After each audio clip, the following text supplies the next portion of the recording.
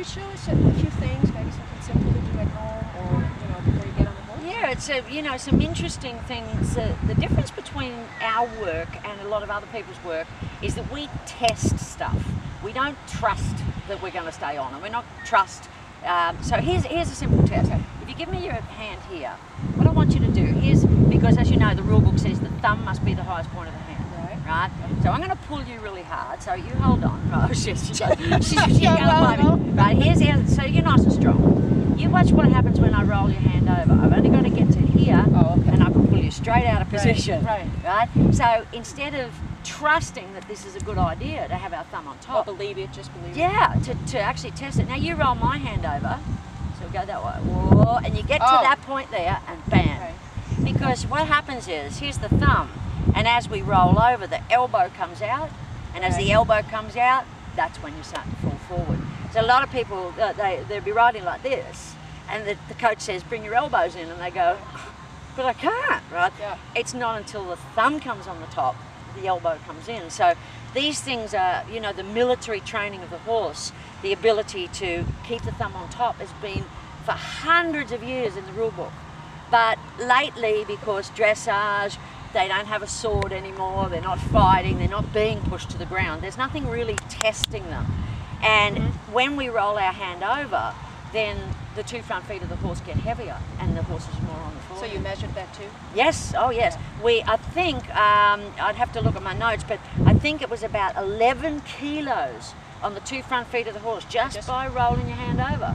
Because what happens if you look at my chest, as we roll the hand over, your chest drops a little bit. It's not really your thumb weighs 11 kilos, it's the rest of you that sort of follows in that position. So, now here's another one. Okay. And this relates very much to pain.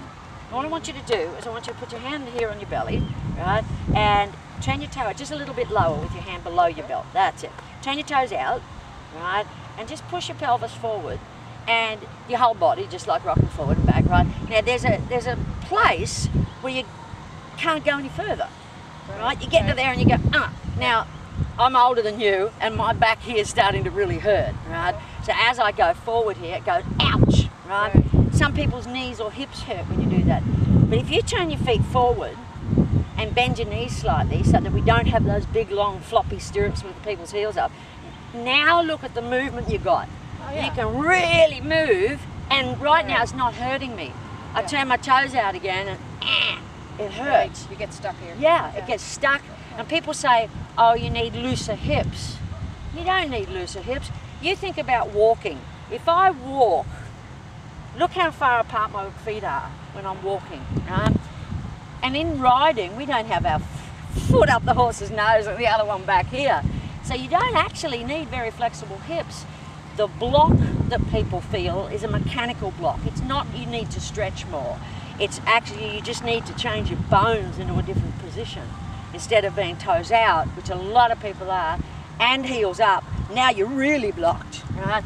So to get the feet dead straight and that little bend in the knee from the stirrup, that's how we end up being a lot straighter. And here's another one. If you stand side on for me, what I want you to do is keep your chest level, so it's not pointing down or pointing to, and so you're pretty strong.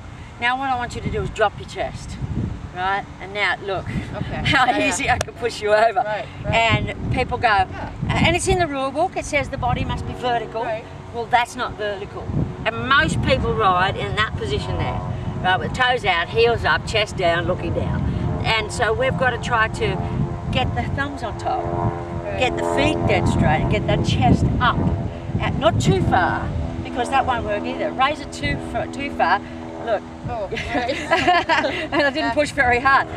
Drop it down too low and the same thing happens.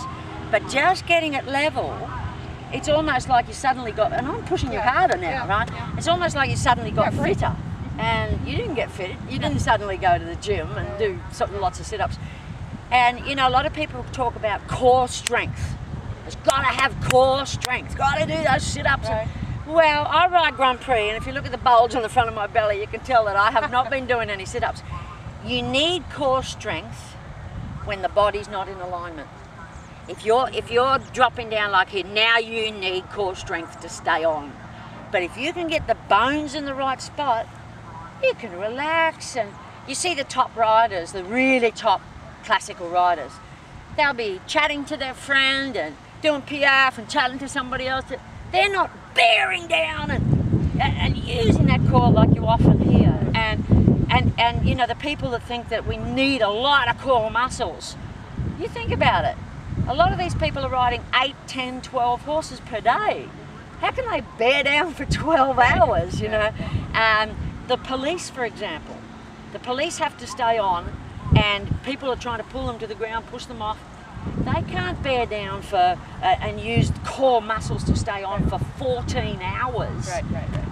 And the record that I've heard was 18 hours on a horse at one of the rides here in America, and 18 hours of it can't. Yeah. It's ridiculous. Right. So you got to find a way to get those bones in the right spot, so that then you can relax.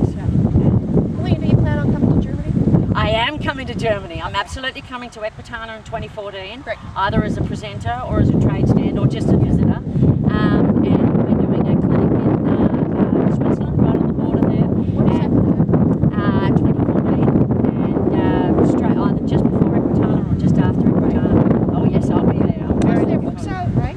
Books I've and got other material? e-books out. My actual book is not quite finished yet, but we've got lots of DVDs on my website, Great. on the shop on my website, lots of DVDs, and some of it's free, and you can do them as a Right. download, which is Okay, free, so great. lots of good free stuff there. Colleen, thank you So very nice much. to meet you. Thank you. Thank you. Good.